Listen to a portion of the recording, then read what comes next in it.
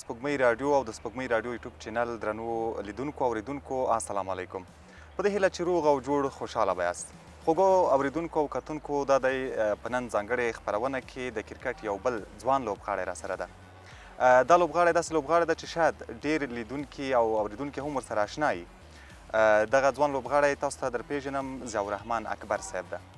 نو له ده سره په نن لنډه خپرونه یا لنډه مرکه کې لنډې خبرې کوو. ضیاءالرحمن اکبر صاحب تاسو ته خپرونه کې هرکلی کوم. ستړي مه شئ. بسم الله الرحمن الرحیم. سلامونه او نیکې هیلې خدای دې وکړي چې ښه ورځ مو پیل کړې وي. ډېره مننه.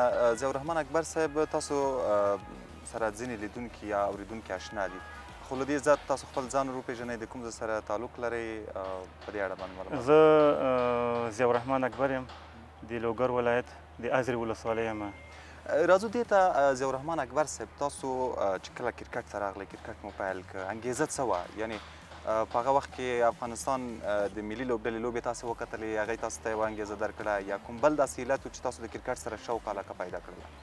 بالکل د یو انسان د یو لوبغاړي د کرکټ د شروع کولو خامخا یو خوب وي، یو مقصد وي. د افغانستان د ملي ټیم لوبې وې په جرسي کې 2008 که 2009 کې وو. نو زه راغلی کابل ته وم. دا لوبې ډېرې مهمې لوبې وې، دومره مهمې وې حتی خلک تهجد لمونځ ته جګېدل ورته.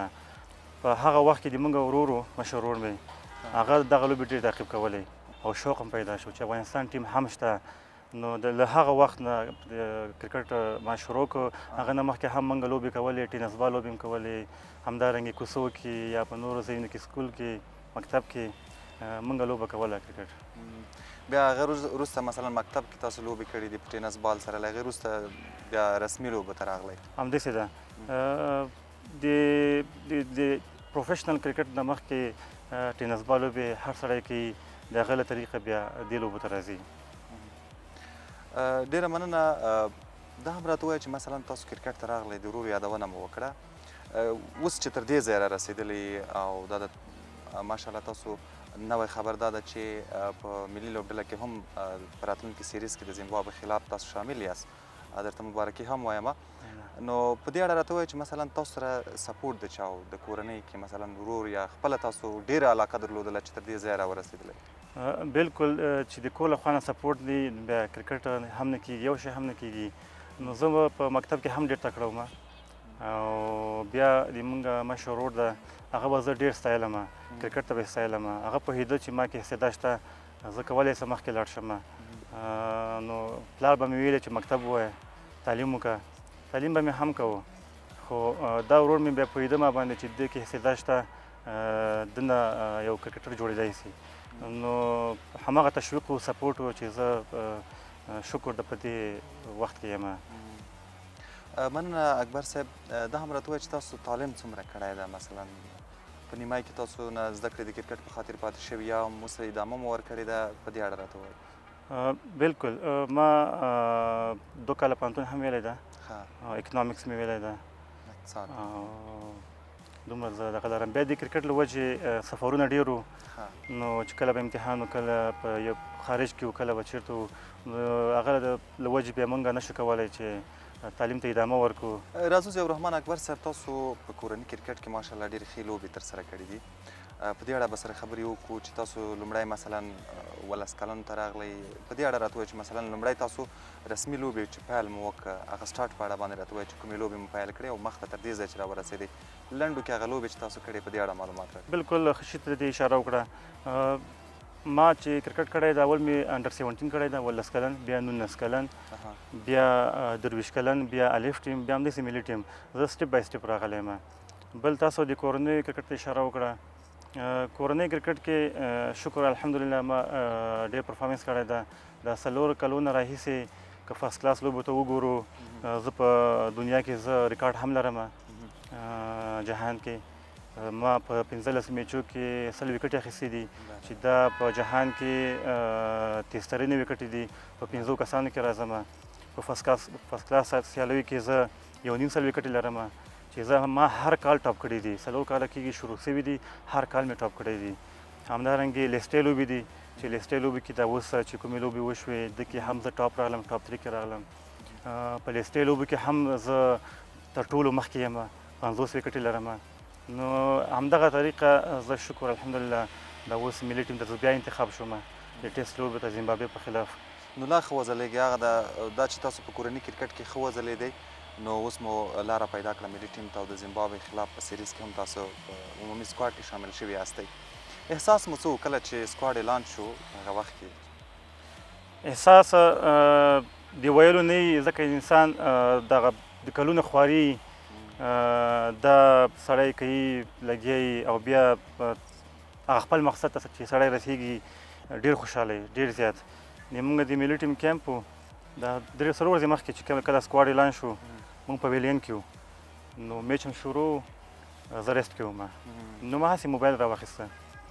چې ګورم سکواډ اعلان و بیخي مې یقین نه کېده انسان بیخي یقین نه کېږي چې د انسان د کلونو خواري محنت دا ضایع نه ځي نو احساس ډېر خوشحاله و ډېر خوشحاله وم بس تل کامیابه او خوشحاله اوسېږي نو په دې هیله چې د زیمبابوې خلاف هم چې تاسو کومه لوبه کې درته چانس درکړل شي لا ښه وځلېږي کامیابي دې غواړو راځو دې ته په هېواد کې دننه د کورني کرکټ ترڅنګ د ځینې تجارتي لیګ چې مثلا کېږي یو تجارتي بڼه لري لکه شپږیزه لیګ هم ترسره کېږي په دې کې تاسو مثلا کومې لوبډلې سره ډېرې لوبې کړې دي که څه هم ماته به معلومات وي خو لیدونکو اورېدونکو ته هم معلومات ورکړي بلکل په کورنیو لوبو کې زه ډېر چې پاتې شوی یم د خپل زون سره پاتې شوی یم که د کرکټ بورډ له خوا نه وګورو دا د ډومېسټک لوبې چې کومې دي فرست کلاس یا لیسټې دا زه خپل میساینک نه کوم او همغه ته مې ورکوي ځکه هغه چې کوم زون دي همغه سره به ته لوبه کوې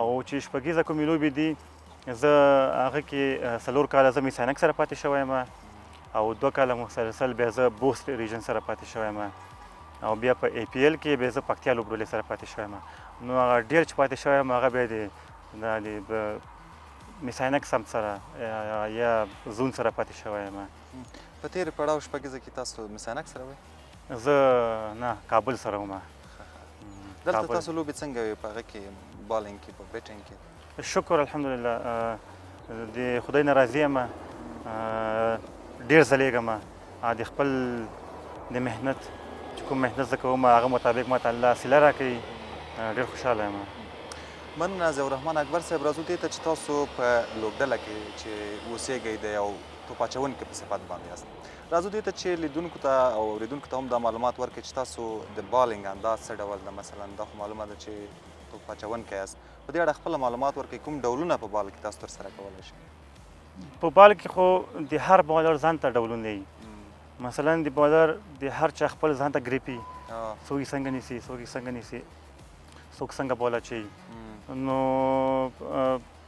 زه ځان ته یو دغه لرم ګریپ لرم حمزه ځان ته لري شرف الدین ځان ته لري عبدالله مزري ځان ته یو ګریپ لري نو د هر چا ځان ته یو استعداد دی ځان ته یو یعنې هغه نوم چې ورته ویل کېږي مثلا لیګ بریک لیفټ آرم اورتوډاکس ورته وایي موږ چې کوم بالینګ کوو دې ته لیفټ آرم اورتوډاکس وایي او بیا اننه بال کوو موږ بیا موږ بال ټرن کوو بهر یې وباسو باندې وباسو بیا موږ کیرم بال کوو سپینران بیا ګوګلیم کوي نو دغسې د سپینرانو کوم مثلا د بالینګ انداز یا ډولونه چې دي په هغوی کې تاسو ګوګلي کولی شئ لکه راشد خان چې کولی شي نه موږ بیا هغه نه کوو موږ بیا کیرم بال کوو موږ ارمر کوو موږ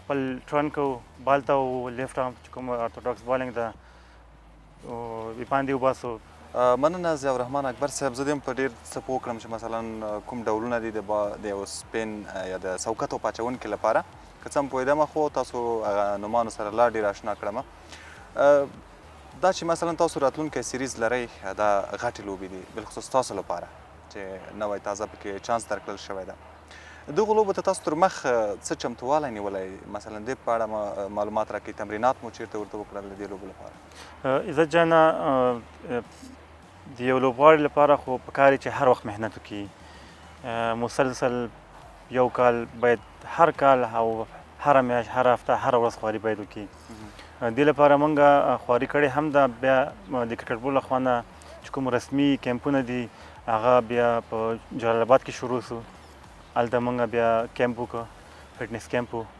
بیا دلته کابل ته راغلو اوس هم شروع دي او لګیا یو آمادګي نیسو ورته او خواري او محنت جاري ده. بالکل نو بې زحمته راحت هم نه وي دا چې سړی ډېره خواري وکړي حتما به یوه ښه نتیجه ورکوي.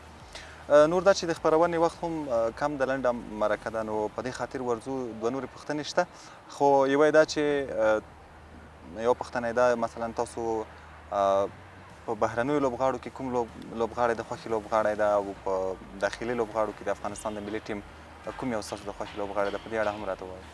لوبغاړي خو ډېر دي او ټول ښه دي خو بیا داخلي لوبغاړو کې بیا نورعلي داسې یو استعداد ده چې هغه د ټولو خوښېږي په نړۍ کې نوم لري ټیکنیکل لحاظ نه نو د ما هغه د خوښې لوبغاړی ده. او بیا په خارجي لوبغاړو کې د نیوزیلینډ لوبغاړی ده ډینل ویټوري ورته وایي چې لیفټ آرم ارتوډاکس بالر ده هغه مې د خوښې بالر ده او اوس ریټایر شوی ده. دا چې نور د خپرونې وخت په خلاصېدو ده ستاسو وروستی پیغام او وروستی پیغام چې ستاسو خپلو مینهوالو ته او درنو هیوادوالو ته ستاسو پیغام څه ده؟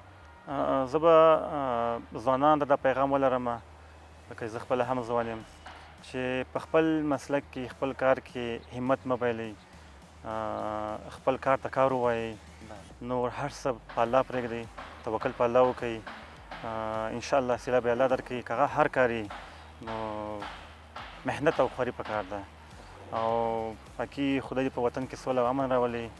ډیره مننه ضیاءالرحمن اکبر صاحب ډیر ښایسته پیغام مو درلوده ډیر خوښ شوم. نو قدرمنو اوریدونکو او لیدونکو دا د تاسو د ضیاءالرحمن اکبر خبرې واورېدلې نو په دې هیله چې تاسو هم د خوښې وړ ګرځېدلي او د اکبر صاحب په هغه څه چې تاسو نه پوهېدلی اوس پوه شوئ.